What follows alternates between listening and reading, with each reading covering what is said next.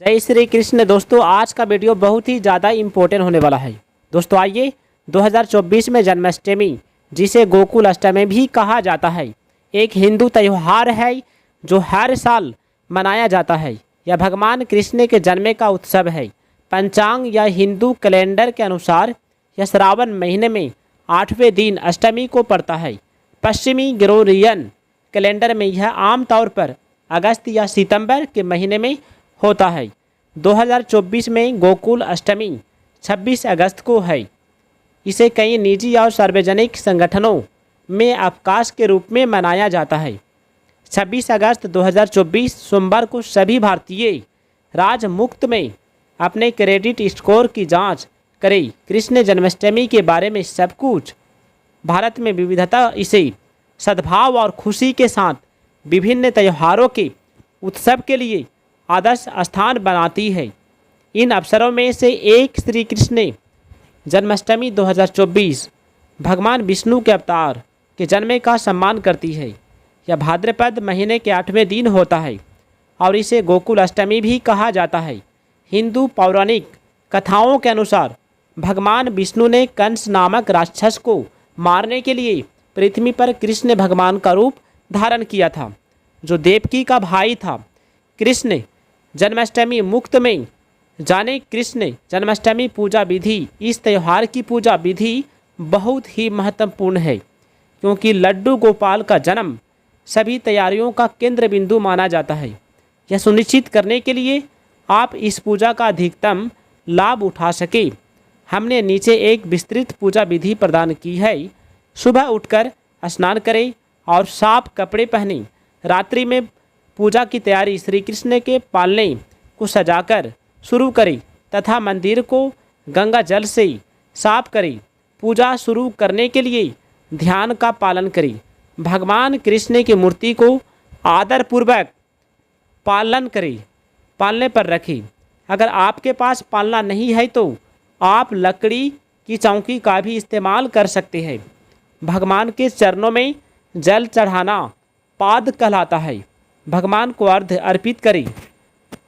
आचमन करें, जो भगवान को जल अर्पित करने और फिर उसे पीने का कार्य है। भगवान स्नान समारोह को संपन्न करने के लिए मूर्ति पर पंचामृत की 5 सामग्री डाली। दूध, दही, शहद, घी और गंगा जल, 5 सामग्रियों को इकट्ठा करें। फिर बाद में उन्हें प्रसाद के रूप में उपयोग करके पंचामृत तैयार करें। मूर्ति को नए वस्त्र और सामान से सजाएं, जिसे देवता का श्रृंगार कहा जाता है। भगवान को पवित्र जनेऊ अर्पित करें। फिर भगवान पर चंदन का लेप लगाएं। मूर्ति को मुकुट, आभूषण, मोर पंख और बांसुरी से सजाएं। भगवान को फूल और तुलसी के पत्ते अर्पित करें। धूप, बत्ती और तेल का दीपक जलाएं। भगवान को माखन और मिश्री का भोग लगाएं। भगवान को नारियल, सुपारी, हल्दी, पान और कुमकुम से बना तांबूलम भेंट करें। भगवान के सम्मान में कुंज बिहारी की आरती गाएं और फिर परिक्रमा करें। अपने हाथ जोड़ें और प्रभु से प्रार्थना करें कि वह आपको और आपके परिवार को सभी विपत्तियों से सुरक्षित रखे। कृष्ण जन्माष्टमी का महत्व। हिंदू धर्म ग्रंथों के अनुसार श्री कृष्ण का जन्म मथुरा शहर में देवकी और वासुदेव के घर अष्टमी तिथि या भाद्रपद के कृष्ण पक्ष के 8वें दिन हुआ था। मथुरा का राक्षस राजा कंस देवकी का भाई था। एक भविष्यवाणी में कहा गया था कि कंस को उसके पापों के परिणाम स्वरूप देवकी के 8वें पुत्र द्वारा मार दिया जाएगा। इसलिए कंस ने अपनी बहन और उसके पति को जेल में डाल दिया। भविष्यवाणी को सच होने से रोकने के लिए उसने देवकी के बच्चे को जन्म देने के तुरंत बाद मारने का प्रयास किया। एक एक करके सभी को मारा, जबकि अंतिम बच्चा को नहीं मार पाया, जो भगवान श्री कृष्ण थे। जब देवकी ने अपने 8वें बच्चे को जन्म दिया तो पूरा महल जादू से गहरी नींद में चला गया। वासुदेव रात के समय उसे वृंदावन में यशोदा और नंद के घर ले जाकर शिशु को कंस के क्रोध से बचाने में सक्षम थे। यह शिशु भगवान विष्णु का एक रूप था, जिसने बाद में श्री कृष्ण नाम धारण किया और कंस को मार डाला, जिससे उसका आतंक का राज खत्म हो गया। अपना क्रेडिट स्कोर मुफ्त में जाने कृष्ण ने जन्माष्टमी का ज्योतिष महत्व। भगवान कृष्ण के जन्म की कहानी निस्संदेह वो विश्वसनीय रूप से आकर्षक और रोमांचकारी है। उनका जन्म कृष्ण पक्ष या छिन्न चंद्रचरण के दौरान अष्टमी तिथि के रोहिणी नक्षत्र था। हिंदू कैलेंडर के अनुसार उनका जन्म भाद्रपद के महीने में हुआ था। परिणाम स्वरूप इन ज्योतिषीय गणनाओं का उपयोग श्री कृष्ण जन्माष्टमी की तिथियों और समय को निर्धारित करने के लिए किया जाता है। वह रक्षक है जो दुनिया को अधर्म और उसके अनुयायियों द्वारा नष्ट होने से बचाते हैं। कंस को उसके सभी बुरे कर्मों के कारण कृष्ण ने मार डाला। इसलिए जब भी दुनिया में अराजकता और आतंक का बोलबाला होता है तो भगवान विष्णु धर्म के शासन को बहाल करने के लिए धरती पर विभिन्न अवतार लेते हैं। कृष्ण जन्माष्टमी के दौरान किए जाने वाले अनुष्ठान। कृष्ण जन्माष्टमी पर किए जाने वाला अनुष्ठान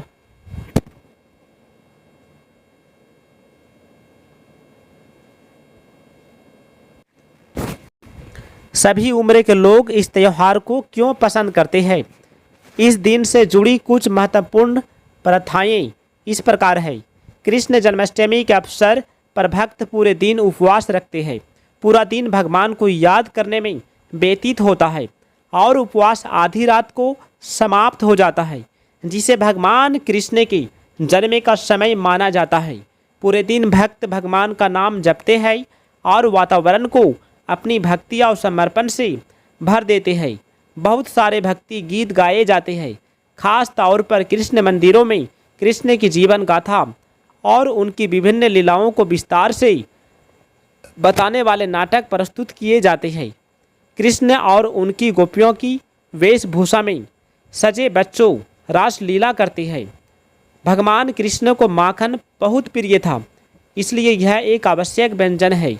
छोटे गोपाल को प्रश्न करने के लिए भक्त दूध, सूखे मेवे, चीनी और खोए से बनी मिठाइयाँ चढ़ाते हैं।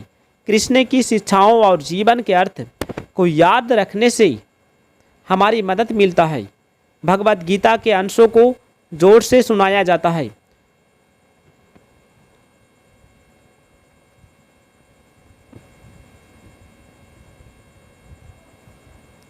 देवकी ने अपने 8वें पुत्र को जन्म दिया तो दैवीय हस्तक्षेप से मथुरा राज्य में सन्नाटा छा गया। वासुदेव ने इस स्थिति का लाभ उठाया और अपने शिशु को मथुरा से बाहर ले गई। भारी बारिश में कृष्ण को टोकरी में ले जाया गया। शेषनाग, जिन्हें सांपों के राजा के रूप में जाना जाता है, उसने अपने 5 सिर वाले फन से दोनों की रक्षा की। दैवीय शक्तियों की मदद से वासुदेव यमुना नदी को पार करके गोकुल पहुंचने में सफल हुई। वासुदेव अपने पुत्र को यहाँ लाए और उसके पालक माता पिता यशोदा और नंद के पास छोड़ दिया। दूसरी ओर यशोदा ने एक लड़की को जन्म दिया जिसे देवी दुर्गा का अवतार माना जाता है। वासुदेव उसे नवजात लड़की को वापस मथुरा ले गई। उन्होंने कंस को यह सोचने के लिए धोखा दिया कि देवकी के 8वें बेटे के हाथों उनकी मृत्यु की भविष्यवाणी झूठी है, जिससे उन्हें राहत और खुशी महसूस हुई। हर साल भक्त अपने भगवान और रक्षक कृष्ण के जन्म पर बहुत उत्साह के साथ जन्माष्टमी का त्यौहार मनाते हैं। दुनिया भर में कृष्ण जन्माष्टमी पूरे विश्व में मनाई जाती है। भारत के विभिन्न राज्यों के साथ साथ दुनिया भर के देश इस त्यौहार को अलग अलग तरीक़ों से मनाते हैं। उत्तर भारत का सबसे बड़ा त्यौहार जन्माष्टमी है। इस दिन लोग रासलीला की परंपरा का जश्न मनाते हैं। कृष्ण जन्माष्टमी पर जम्मू में होने वाली एक और गतिविधियाँ पतंग उड़ाना है। पूर्वोत्तर और पूर्वी भारत जन्माष्टमी के दिन मणिपुर के निवासी राधा कृष्ण रासलीला का प्रदर्शन करते हैं, जो प्रेम से प्रेरित एक नृत्य नाटिका है। माता पिता अपने बच्चों को गोपियाँ और कृष्ण की कहानियों से कृष्ण के रूप में तैयार करते हैं। भगवत गीता और भगवत पुराण के 10वें अध्याय को जोर से पढ़ाते हैं। पश्चिम बंगाल और उड़ीसा इस उत्सव का दूसरा नाम श्री कृष्ण उड़ीसा है।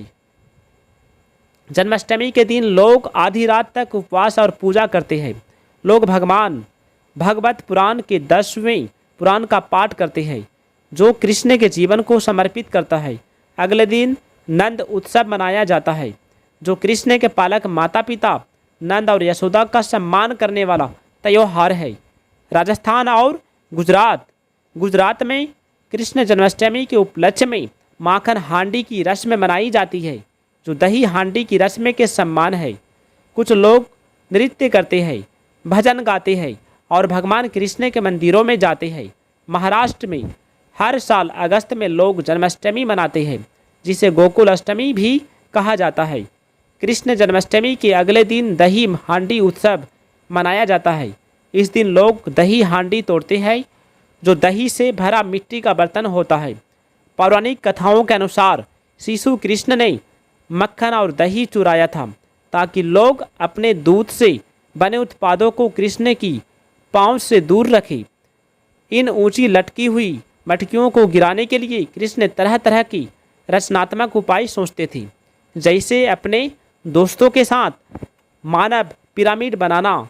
इस तरह दही हांडी का विचार जन्मा, जिसमें गिरी हुई सामग्री को प्रसाद कहा जाता है।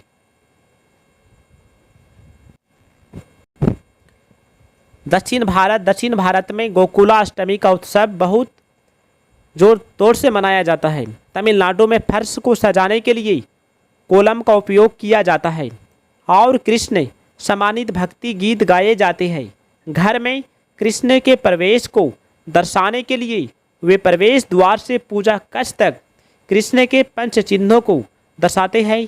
कृष्ण को माखन, पान और फल चढ़ाते हैं और अपना